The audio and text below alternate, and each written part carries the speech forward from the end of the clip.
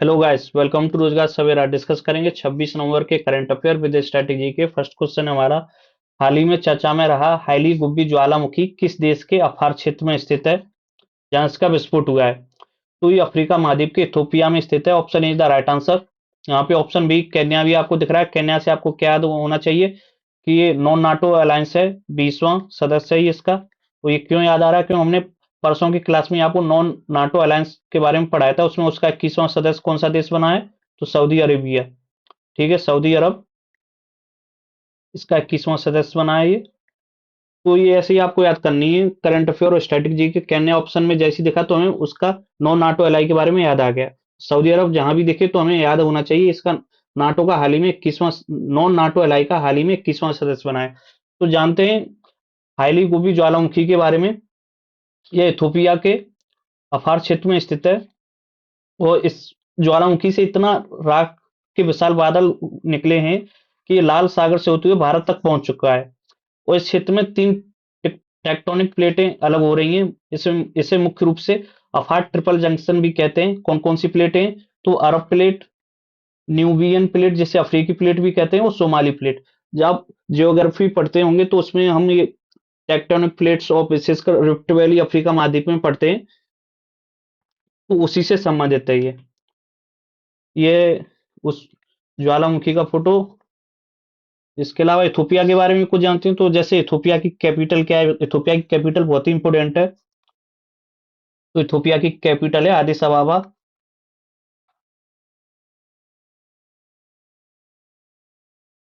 और ये क्यों इंपोर्टेंट है? क्योंकि यहाँ पे अफ्रीकन यूनियन का भी हेडक्वार्टर है, इसलिए इंपोर्टेंट हो जाती है। इथोपिया की कैपिटल आदिस अबाबा है, जहाँ पे अफ्रीका यूनियन का मुख्यालय भी है, अफ्रीकन यूनियन का हेडक्वार्टर है, इसलिए इंपोर्टेंट हो जाती है। फैक्ट कई बार पूछा जाता है कि अफ्रीकन यूनियन का हेडक्वार्टर कहाँ स्थित है, तो आदिस अबाबा में स्थित है। इसके अलावा इथोपिया एक लैंडलॉक्ड कंट्री है। और ये किसका पार्ट है? तो ये जो अफ्रीका महाद्वीप के हॉर्न और अफ्रीका में चार कंट्री आते हैं।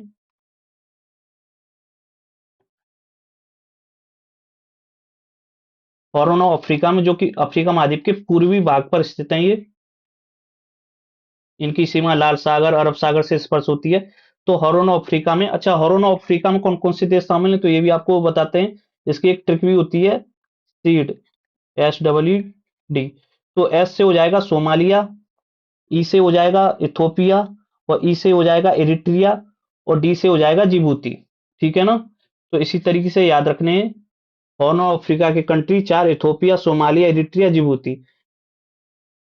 नेक्स्ट क्वेश्चन है, नवंबर 2025 में किस देश ने अपना पहला राष्ट्रीय संचार उपग्रह, क्योंकि ये पहला है उस देश का तो इंपोर्टेंट हो जाएगा, ओमान सेट सफलतापूर्वक प्रक्षेपित किया? तो नाम से पता आपको लग रहा होगा ओमान सेट है, तो Oman is the right answer. Option C इसका राइट आंसर हो जाएगा। तो इसका उद्देश्य क्या है?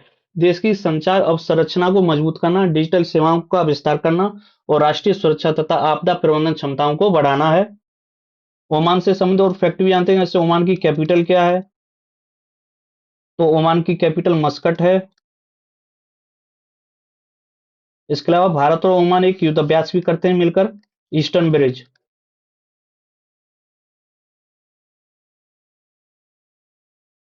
तो आपको करंट अफेयर के साथ ही स्टैटिक जीके इसी तरीके से पढ़नी है। तो ओमान की कैपिटल मस्कट होगी। इसके अलावा भारत और ओमान एक युद्धाभ्यास भी करते हैं जिसका नाम क्या है? Eastern bridge. तो ये मैप है ओमान का। और यहाँ पर एक बहुत ही इंपॉर्टेंट स्टेट स्थित है जिसका नाम क्या है? स्टेट ऑफ हॉर्मुज, जो कि पर्शियन गल्फ को गल्फ ऑफ ओमान से जोड़ती है, स्टेट ऑफ हॉर्मुज।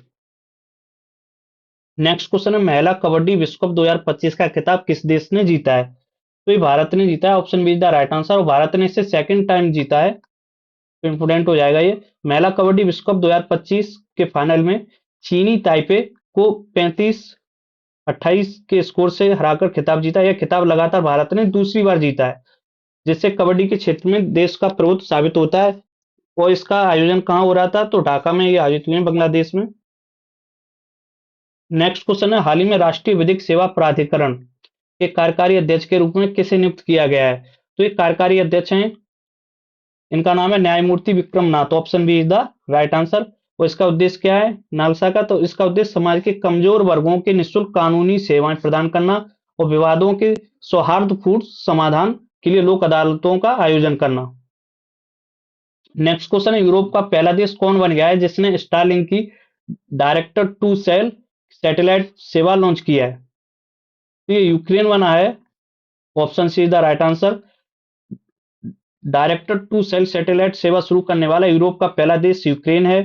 यह सेवा उपयोगकर्ताओं को सीधे अपने स्मार्टफोन से उपग्रहों के माध्यम से संचार करने की अनुमति देती है, जिससे दूर दराज के क्षेत्रों में आपातकालीन स्थितियों में कनेक्टिविटी सुनिश्चित होती है। यह सेवा स्टारलिंक के सहयोग से की जा रही है। स्टारलिंक किन की कंपनी है? तो ये एलन मस्क की कंपनी है। ये मैप में आपको यूक्रेन दिखाई दे रहा है, तो यूक्रेन की कैपिटल बहुत इंपोर्टेंट है, इसकी कैपिटल है कीव। इसके अलावा यूक्रेन से संबंधित एक आपको बहुत ही अच्छा फैक्ट बताते हैं। ये है सी ऑफ अजोव, ये आपको दिख रहा है सी ऑफ अजोव, और ये है ब्लैक सी।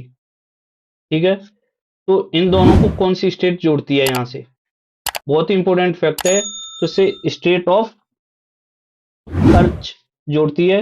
लिख देता हूं मैं, स्टेट ऑफ कर्च।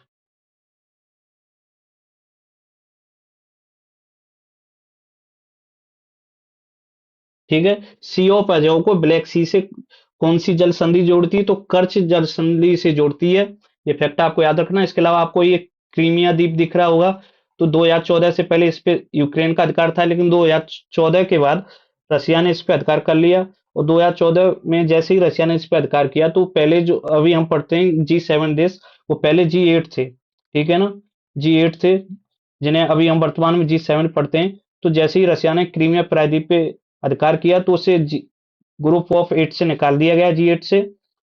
फिर ये G7 बन के रह गया। ठीक है, यानी रसिया पहले ग्रुप ऑफ 8 का भाग था, G8 का, तो रसिया से अब निकल गया, तो ये G7 हो गया। और G7 2025 के कहाँ आयोजित हुए थे? कनाडा में आयोजित हो रहे हैं। तो ये फैक्ट भी आपको याद रखना है। नेक्स्ट क्वेश्चन है, 10 वर्षीय बोधना शिवनंदन ने किस खेल में यूके महिला चैंपियनशिप का खिताब जीता है? क्योंकि 10 वर्षीय हैं तो इंपोर्टेंट हो जाएंगी, इतनी कम उम्र में इन्होंने खिताब जीता है। तो इन्हें बिलियर्ड्स जीता है। Option see the right answer. Billiards खेल से संबंधित है ये। तो आपको यही इस तरीके से क्वेश्चन पूछा जाएगा कि वंदना शिवनंदन किस खेल से संबंधित है? तो बिलियर्ड्स से संबंधित है, ऐसे ही आपको ये याद रखना है। नेक्स्ट क्वेश्चन है, पीएम नरेंद्र मोदी 25 नवंबर 2025 को किस मंदिर में भगवा ध्वजारोहण किया है, जिसका निर्माण पूरा होने का यह प्रतीक है? तो ये सभी को पता है, श्री राम जन्मभूमि मंदिर अयोध्या में, यहाँ पे इन्होंने ध्वजारोहण किया है। तो इसके बारे में जानते हैं। यह मंदिर नागर शैली की वास्तुकला में बना है।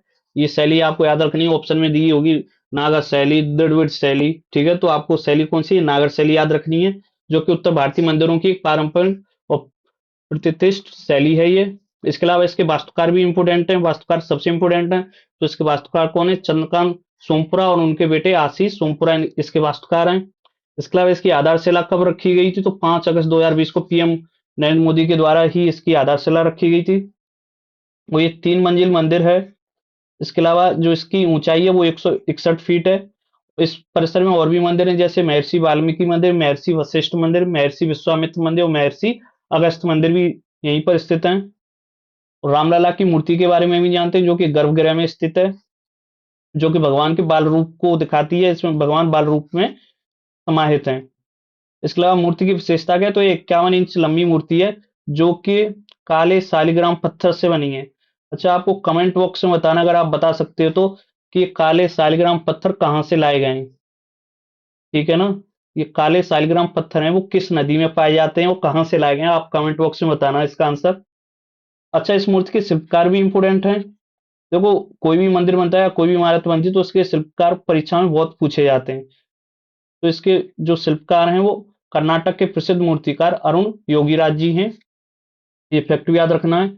अच्छा, इस मंदिर की इतिहास और पृष्ठभूमि जानते हैं? तो यह स्थान सदियों से हिंदू और मुस्लिम समुदायों के बीच में एक विवादित स्थल रहा है। क्यों? क्यों हिंदू समुदाय इसे भगवान राम की जन्मभूमि मानता है, जबकि मुस्लिम समुदाय इसे बाबरी मस्जिद बोलता है। तो सुप्रीम कोर्ट का इस पे फैसला कब आया था? 9 नवंबर 2019 को भारत के सर्वोच्च न्यायालय ने ऐतिहासिक फैसला सुनाया, जिसमें विवादित 2.77 एकड़ भूमि राम मंदिर के निर्माण के लिए हिंदू पक्ष को सौंपी गई थी।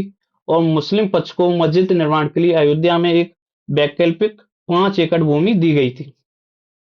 और इसका मंदिर का ट्रस्ट कौन देखता है, तो मंदिर के निर्माण और प्रबंधन की जिम्मेदारी श्री राम जन्मभूमि तीर्थ क्षेत्र नामक ट्रस्ट को सौंपी गई है।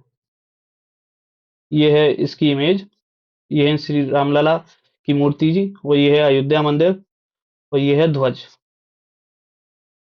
नेक्स्ट क्वेश्चन है, गुरु तेग बहादुर जी के 350वें शहीद दिवस पर आयोजित विशेष कार्यक्रम का आयोजन कहाँ किया गया है? तो ये हरियाणा में आयोजित किया गया है, इसका कुरुक्षेत्र में। Option D is the right answer. और गुरु तेग बहादुर सिख धर्म के कौन से गुरु थे? तो 9th थे, 9वें गुरु थे ये। और जहां से हम लोग क्लास रिकॉर्ड करते हैं, तो हमारे नियरेस्ट मेट्रो स्टेशन में गुरु तेग बहादुर नगर ही है, गुरु तेग बहादुर नगर के नाम से ही है nearest metro station. Next question है, भारत और किस देश के बीच हाल ही में वस्त्र उद्योग टेक्सटाइल इंडस्ट्री का सहयोग बढ़ाने पर चर्चा की जा रही है? तो ये अफगानिस्तान के साथ हो रही है। भारत और अफगानिस्तान के संबंध अब धीमे धीमे सुधर रहे हैं। ये अफगानिस्तान का मैप, अफगानिस्तान की सीमा Turkmenistan, Uzbekistan, Tajikistan, China, Pakistan, Iran से स्पर्श होती है। और कई बार क्वेश्चन पूछा जाता है कि पहले तो ये पीओके से हालांकि स्पर्श होती है, तो डूरंट लाइन किन दो देशों के बीच में स्थित है? अगर ऑप्शन में भारत और अफगानिस्तान दिया तो राइट आंसर हो जाएगा भारत और अफगानिस्तान। अगर ऑप्शन में भारत नहीं दिया, पाकिस्तान और अफगानिस्तान दिया है राइट, तो आंसर हो जाएगा पाकिस्तान और Afghanistan is the right answer. तो डूरंट लाइन वर्तमान में पाकिस्तान और अफगानिस्तान के बीच में स्थित है। इसके अलावा आज 26 नवंबर है, तो 26 नवंबर से संबंधित आपको दिवस भी एक बार याद करा देते हैं। 26 नवंबर को कौन कौन से दिवस मनाए जाते हैं? तो 26 नवंबर को मुख्य रूप से एक तो भारत का संविधान दिवस मनाया जाता है। ठीक है, आपको ये याद रखना है संविधान दिवस। क्लास में ऐड नहीं हो पाया था दिवस वाला क्वेश्चन, तो यहाँ पे हम करा देते हैं। आपका संविधान दिवस क्यों मनाया जाता? क्योंकि इसी दिन 26 नवंबर 1949 को भारत की संविधान सभा ने औपचारिक रूप से भारत के संविधान को अपनाया था, जो 26 जनवरी 1950 से लागू हुआ था। तो लागू 26 जनवरी 1950 से हुआ था, लेकिन संविधान सभा ने इसे कब अपनाया? तो 26 नवंबर 1949 को औपचारिक रूप से भारत के संविधान को अपनाया था।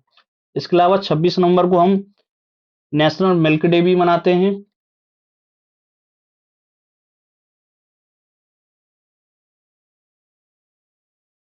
ये क्यों मनाते हैं? क्योंकि भारत में डॉक्टर वर्गीज कुनियन, जिन्हें भारत का श्वेत क्रांति का जनक कहा जाता है, उनका इसी दिन जन्मदिन होता है, तो उनकी जयंती के रूप में नेशनल मिल्क डे, राष्ट्रीय दुग्ध दिवस मनाया जाता है। इसके अलावा 26 नवंबर को ही अंतर्राष्ट्रीय कानून दिवस भी मनाया जाता है, इंटरनेशनल लॉ डे। तो ये 3 दिवस हैं जो कि 26 नवंबर को मनाए जाते हैं: संविधान दिवस, नेशनल मिल्क डे और अंतर्राष्ट्रीय कानून दिवस यानी इंटरनेशनल लॉ डे। क्लास आपको अच्छी लगी तो लाइक शेयर सब्सक्राइब जरूर करें। Thanks for watching.